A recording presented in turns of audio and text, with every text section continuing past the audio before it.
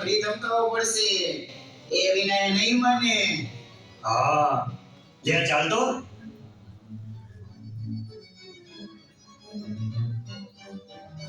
પ્રભુદાસભાઈને પેલા 4 યુવકો ખૂબ ખખડાવે છે.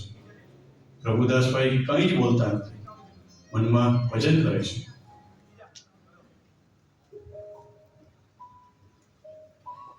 બાપા, સમૂહમાં રહીને તમે જ ખેલી રહ્યા છો.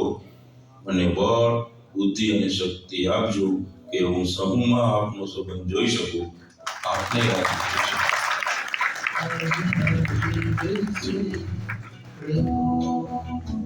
મારી પ્રાર્થના